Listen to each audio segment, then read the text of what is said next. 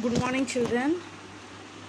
Today we are going to see the continuation of the lesson from biology, transportation in plants.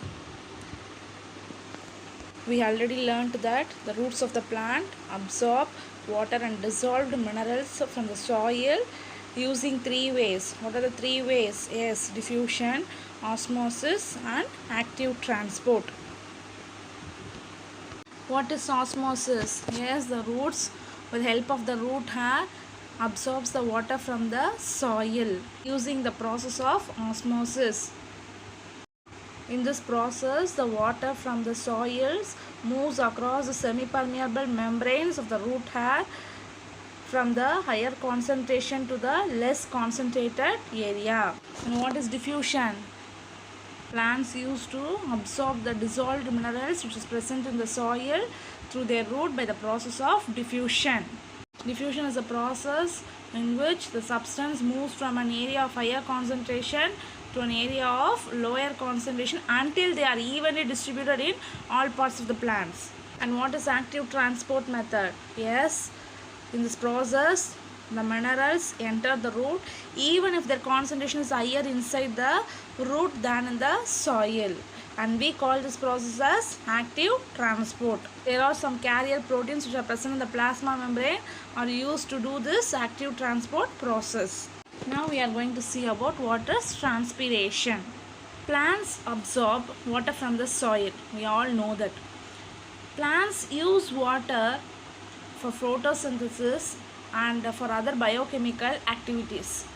Plants use only small amount of this water for the process of photosynthesis and for the other biochemical activities. So the rest of the water is given out in the form of water vapor through the leaves. In leaves there is small pores are present. The pores are called as stomata. The rest of the plant are given out in the form of water vapor through the pores which are present in the leaves. It is called as stomata, and we call totally this process as transpiration process. Let us see about the mechanism of transpiration. This is the structure of stomata, and the stomatal pore is surrounded by two guard cell. Guard cell is here, two bean shaped cells are here, that is called as guard cells. Through the stomata only, plants takes in carbon dioxide and releases oxygen during photosynthesis. And these two guard cells help to open and close the stomata. Opening of stomata allows water vapor to escape from the leaf. The transpiration through the stomata stops when the stomata close during the night, because transpiration may continue at also the night time, but it takes place at only at low rate.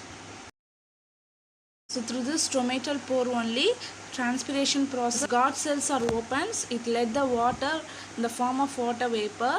When the guard cells are closed, it does not allow the water to send out. Now let us see small activities for this transpiration process. Take a well watered potted plant. As you see in the image, cover the pot with rubber sheet or with large polythene bag. Cover the pot with the proper polythene bag so that no water can evaporate from the surface of the soil. Now place the potted plant in the sunlight and cover it with the bell jar. Cover the whole plant with the bell jar. Observe the plant after few hours. You will see that moisture is accumulated or some water droplets you can see in the bell jar. These water droplets are formed in the bell jar due to the water vapor which is released during the transpiration process through the leaves. In the same way, transpiration process takes place in all plants. Now let us learn about the importance of transpiration. Transpiration helps plants get rid of unused water. Transpiration takes place very rapidly during the daytime because of the temperature which is prevailing around the plant. So during the daytime only heat is more, so transpiration takes place at a rapid rate. So the leaves start running of shortage of water. This condition creates a force of suction And this force of suction of plant is called as transpiration pull.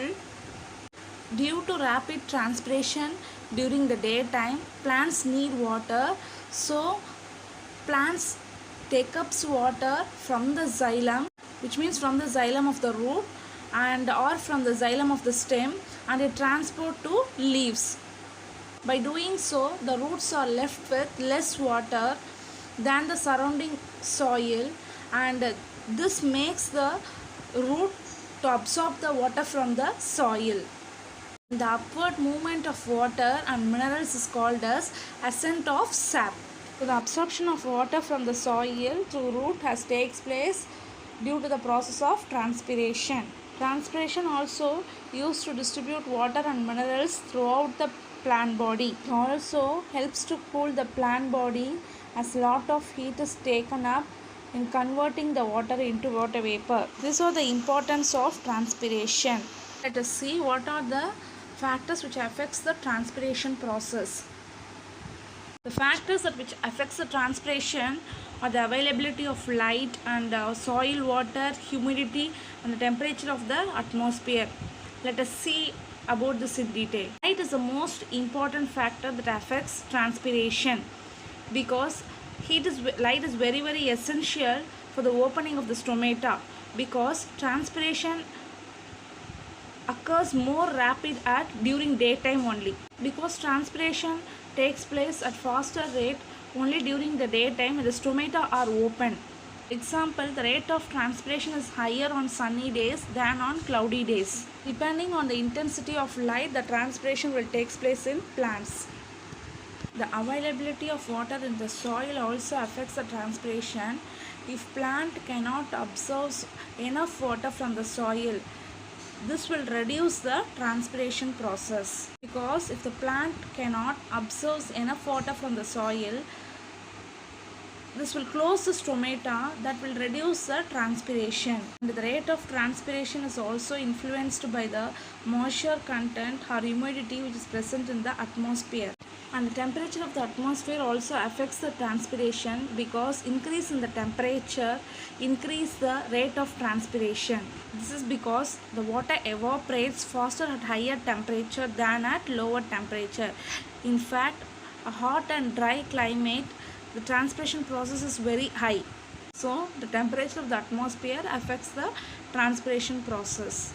And another factor which affects the process of transpiration is, if the air around the plant gets saturated with water vapor, there is no transpiration will take place, because a strong wind can drive away the water vapor.